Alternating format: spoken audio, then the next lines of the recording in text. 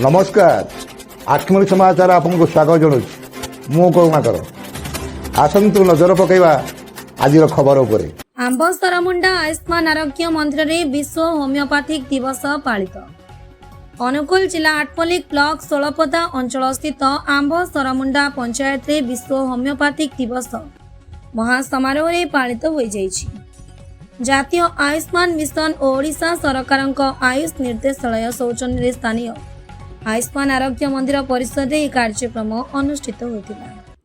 Doctor Vandita प्रधान सभापतित्व में आयोजित यह कार्यक्रम में होमियोपैथी स्रष्टा महात्मा हनुमान फोटोचित्र में पुष्पमाल्य अर्पण और दीप प्रज्वलन कर सभा कार्य आरंभ होता। मुख्य अतिथि भाव उच्च विद्यालय प्रधान शिक्षक शिवाशीष मिश्र जोग देइथिबा बेले सम्मानित अतिथि भाव प्राथमिक शिक्षक अर्जुन कुमार साहू और सुधीर कुमार नायक, बाबा धवलेश्वर वेब मीडिया सांबादिक संघ सभापति करुणाकर नायक, नायब सरपंच मंदोदरी नायक, समिति सभ्य भजमन सेठी, जोग शिक्षक मनोज कुमार प्रधान और विश्ववासिनी नायक, CHO लक्ष्मीप्रिया बेहरा एवं ANM संध्याराणी नायक प्रमुख उपस्थित थे।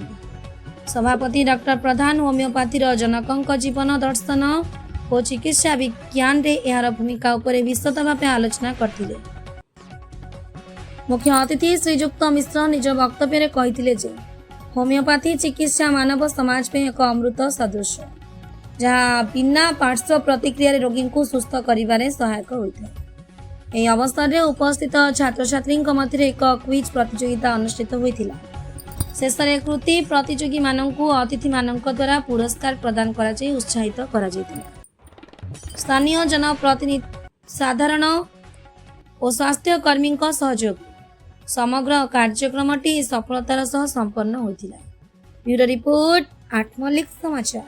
होमियोपैथी चिकित्सा बहुत लोक रोगमुक्त हो पार्टी जीवन सुखमय हो पारी महान जननायक क्रिस्टियन फ्रेडरिक हानिमान को पुणी थे प्रणाम करने सहित आपण मानू शुभेच्छा जनाऊँगी। आज यही दिन में 1755 मसीहा 10 एप्रिल रे आमर से क्रिस्टियन फ्रेडरिक हानिमान आमर मेइसेन बोली गोटे ग्राम जर्मान रे से जन्मग्रहण करते। सी बहुत वृत्ति रे बापा जने कार्पेंटर थे जने बढ़ई थे कि छुआ मान से बहुत कष्ट से पाई भी बहुत भल पाठ पढ़ुते।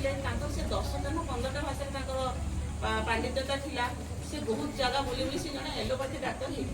से जने एलोपैथी डाक्टर होते किंतु जिते से देखिले से 1755 पर से 1770-80 बेले जो ट्रिटमेंट चाकरी कले से चिकित्सा कला से देखिले से चिकित्सा पद्धति बहुत कष्टदायक था।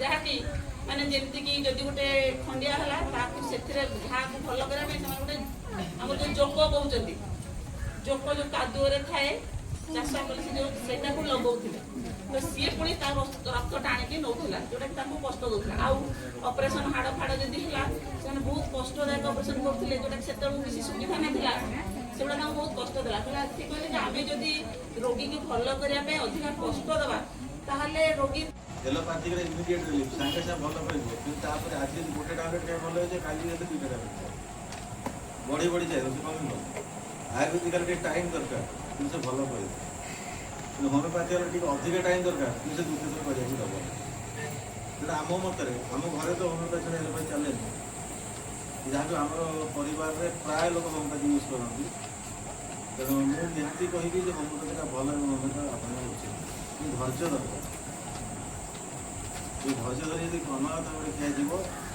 अति दुस्साहस रोग भी भल हो। होमियोपैथी जोटा कि छोट छुआठार बुढ़ा पर्यटन समस्ते सहजरे खाईपारे बिना विधारे आर कम डेरी हेले भी निहाती तार साइड इफेक्ट ना कम निश्चित दूसरी आम धैर्य धरी खाया पड़ो।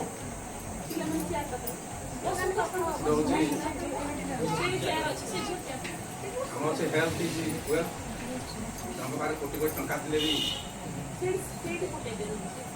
ଆଜିର ଯେଉଁ ପରିସ୍ଥିତି ହେଇଛି ଟଙ୍କା ମଣିଷକୁ ସୁଖୀ କରିପାରୁନାହିଁ। କାରଣ ସୁସ୍ଥ ଜୀବନ ପାଇଁ ଆମର ସୁସ୍ଥ ଶରୀର ଦରକାର। ତେଣୁ ଏଇଥିପାଇଁ ଆମେ ବିଭିନ୍ନ ପ୍ରକାର ଯେଉଁ ମେଡ଼ିସିନ ବ୍ୟବହାର କରୁଛନ୍ତି, এইটা ମୁଁ ଏଇଠି ରେଗୁଲାର ବି ମ୍ୟାଡ଼ାମ୍ ପାଖରୁ ମେଡ଼ିସିନ ନେଉଛି। ଆମର ମଝିରେ ଟିକେ ହାଇ ରହୁଥିଲା, ଖାଇବା ପରେ ମାନେ ନର୍ମାଲ ମଧ୍ୟ ପୁରା ବହୁତ କମିଥିଲା, ଚାଲିଛି ମଧ୍ୟ।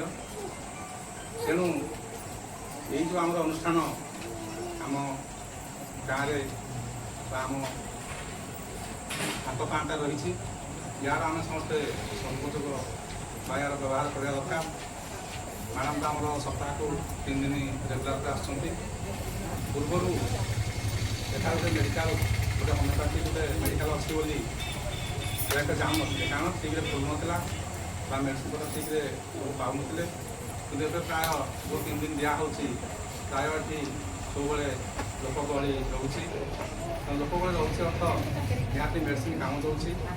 ଆଗରୁ ଯେ କାମ ଦେଉଥିଲା ତାହା ନୁହଁ, କିନ୍ତୁ ସେଇଟା ଠିକ୍ ରୂପେ ମେଡ଼ିସିନଟା ମିଳୁନଥିଲା ବା ଡକ୍ଟରମାନେ ଆଭେଲେବୁଲ୍ ନଥିଲେ। କିନ୍ତୁ ଏବେ ମ୍ୟାଡ଼ାମ୍ ନିୟମିତ ଆସୁଛନ୍ତି, ଆଉ ଯେଉଁ ପ୍ରକାର ମେଡ଼ିସିନ ରୋଗ ଅନୁସାରେ ଦେଉଛନ୍ତି। ତ ମ୍ୟାଡ଼ାମ୍ ମଧ୍ୟ ମୁଁ ଅନୁରୋଧ କରିବି ଯେ ରେଗୁଲାର ଆସୁଛନ୍ତି, ତା ସହିତ ମେଡ଼ିସିନ ମ୍ୟାଡ଼ାମ୍ଙ୍କ ଯାହା ଜ୍ଞାନ, ନିଜ ଜ୍ଞାନକୁ ଆଉ ଟିକେ ସମ୍ପ୍ରସାରିତ